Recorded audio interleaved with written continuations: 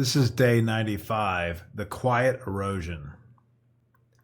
Leadership does not always fail loudly. Sometimes it dies in whispers. The most dangerous threats to authority are not the ones that challenge you openly. Those you can address. The real damage comes from the people who nod in meetings, smile in hallways, and slowly dismantle your effectiveness through 1,000 small acts of resistance. They never say no. They just make yes meaningless. There are many ways they do this. The first is called the art of literal obedience. There's a particular kind of compliance that kills momentum. It looks like cooperation. Someone does precisely what you asked, nothing more, nothing less. No judgment, no initiative, no thought beyond the instruction itself. When the outcome fails, they have their defense ready.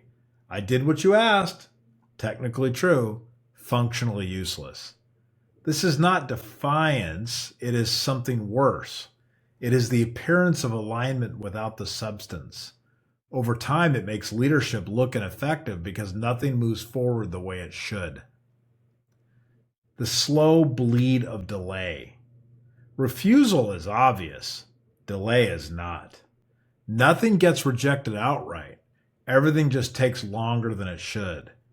Deadlines slip, requests get lost, work arrives too late to matter. Every delay comes with a plausible excuse. Too busy, needed more clarity, I'm waiting on someone else. This is one of the safest forms of resistance because it looks like busyness, not defiance. It is hard to call out, hard to prove, but it drains energy and erodes trust. When everything takes twice as long as it should, momentum dies, and with it, credibility. Then there's the shadow narrative. Some people agree in meetings and question in hallways.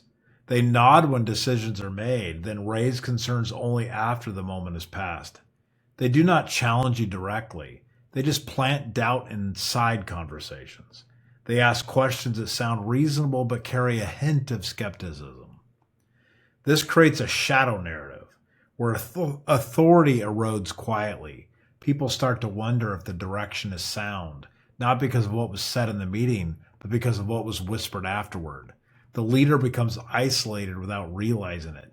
Decisions lose support before they are even implemented. Then there's the last to know. Information is power. Withholding it is sabotage. Some people control access to key data. They share bad news late. They withhold context that would help inform decisions. They make sure you are the last to know what matters. Leaders lose leverage when they operate in the dark. When you do not have the whole picture, you make weaker decisions. When you find out too late, you lose the ability to respond. This is not an accident, it is a strategy, and it works because it's hard to prove intent. Then, of course, you have the shield of confusion. Clarity is a weapon. So is its absence. Some people respond with vague language. They ask endless clarifying questions without making any progress. They claim misunderstanding after outcomes fail. Confusion becomes a shield. This is not about needing more information. It is about creating enough ambiguity to avoid accountability. When nothing is ever quite clear, nothing is ever quite their fault. And leadership looks indecisive because every instruction seems to require 10 follow-ups. Then you also have the quiet drift. Not everyone resists openly. Some just drift. Slight deviations from agreed priorities, reinterpreting strategy to fit personal preference, supporting alternatives quietly instead of committing fully. It looks reasonable. It sounds like flexibility, but it fragments execution. When everyone is doing their own version of the plan, nothing coheres.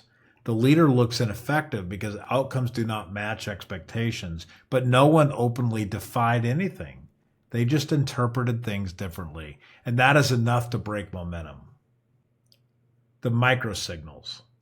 Authority is not just about what is said, it's about what is signaled. Eye rolls, sighs, silence in meetings, jokes that subtly question decisions, or things like, I'm just asking questions here, framed skepticism. These microsignals teach others how seriously to take you. People watch how others respond to leadership. If someone can dismiss a decision with a sigh and face no consequence, others learn that the decision does not really matter. If skepticism is rewarded with laughter, skepticism spreads. These small moments shape culture more than any memo ever will. The bypass. Some people do not challenge you. They just go around you. They escalate to peers or to higher ups instead of addressing the issues directly. They seek validation elsewhere. They frame it as just keeping people informed, but what they really are doing is bypassing authority without open confrontation. This is dangerous because it looks responsible, it sounds transparent, but it undermines the chain of decision making. It teaches others that your authority is optional. If they do not like a decision, they can just find someone else to agree with them. What is the loudest statement? Silence in the face of something that is not right is not neutral. It is a decision. And in leadership, it is often the most dangerous one. When people undermine authority through delay, ambiguity, or quiet resistance, the leader's response matters. Not addressing it signals acceptance. What goes unaddressed gets interpreted as allowed. It becomes the new standard. Leadership is not just about direction. It is about moral clarity. Naming what is not right, even imperfectly, sets a tone that says this matters. Silence feels safe in the moment. It feels like the path of least resistance, but over time, it is the loudest statement a leader can make, and rarely the one that they actually intend.